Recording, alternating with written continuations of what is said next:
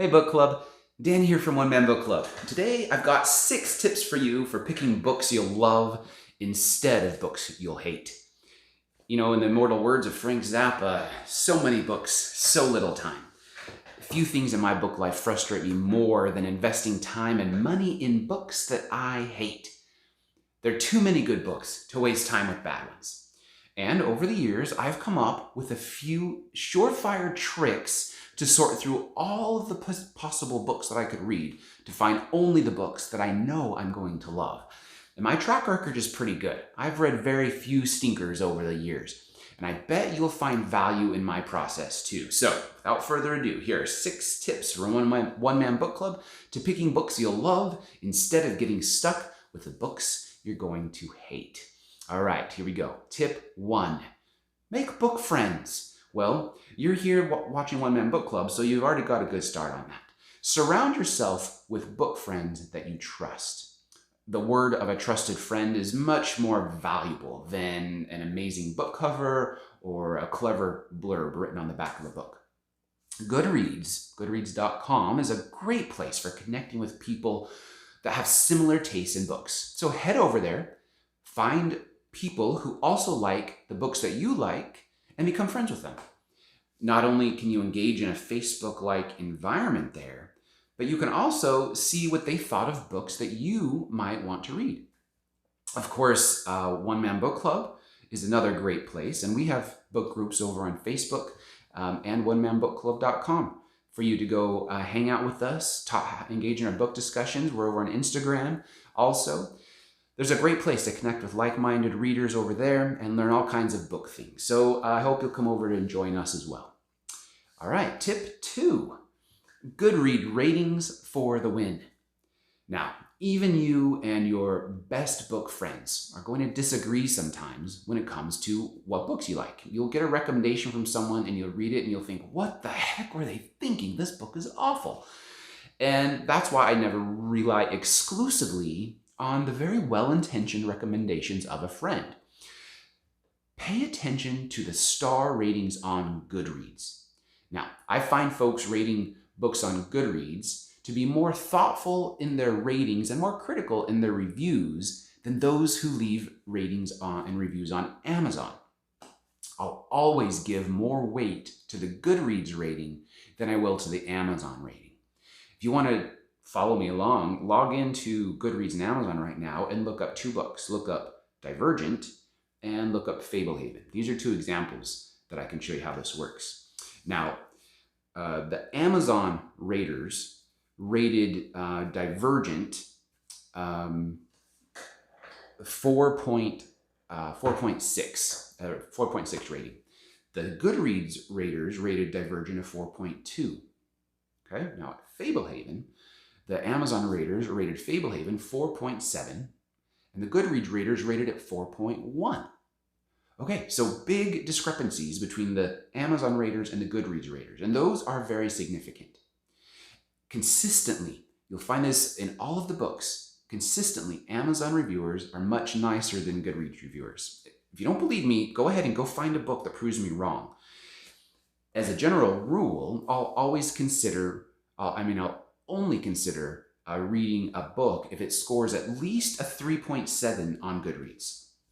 Now, exceptions exist, but I found 3.7 on Goodreads to be the magic number in every instance.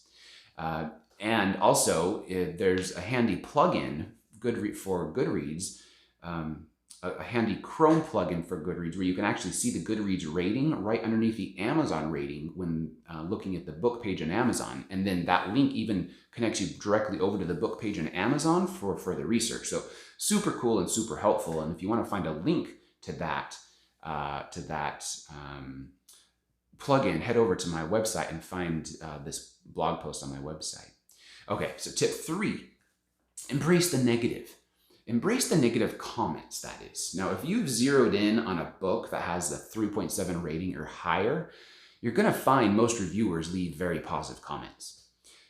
What you should be doing is read some of those positive comments to find out what people liked, but the most valuable information is going to be in the negative comments.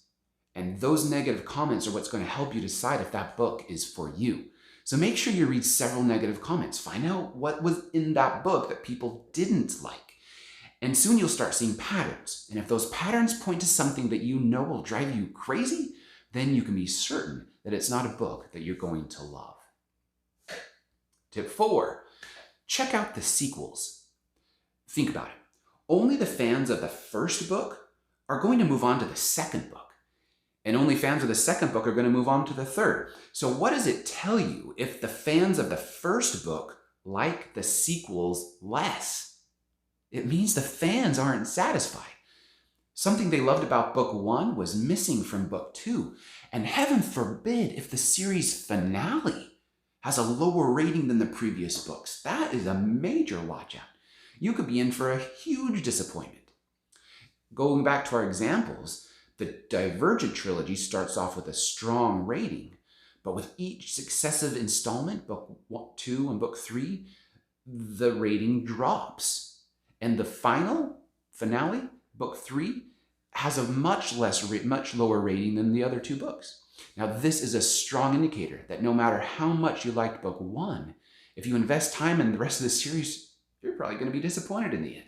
Contrast that with the 5 books of the Fablehaven series, which show solid positive growth in the ratings as the series goes on. And those are some satisfied fans. And you can probably expect that if you love Fablehaven book 1, you're going to love the last book of Fablehaven more, which is going to turn into a better reading experience. So, I'll always say, stay away from books like Divergent or series like Divergent and opt for series like Fablehaven because that's where you're going to get the most reading satisfaction. No, I have to admit, I didn't listen to myself and I read the Divergent trilogy and I hated it. It was awful. It was a waste of my time. So I'll always follow that rule now. And then tip 5, buy cheap books. The library is a magical place. I'm a huge supporter, but I also like to own the books that I read. But I don't like to spend a lot of money on them, and I always read them on this guy, my Kindle Oasis. Now, if I'm going to invest money into a book collection, I want to make sure that I'm not adding books to my library that I'm going to hate. So to mitigate the risk involved in buying books, I'll wait until they're at the price that I'm comfortable paying.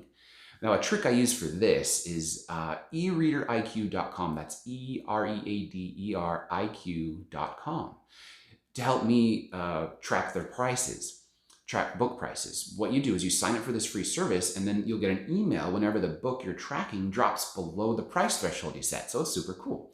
They also have another helpful Chrome add-on that shows you the price history of the book you're looking at right on the Amazon webpage and allows you to easily track it directly from the Amazon book page. It's super helpful.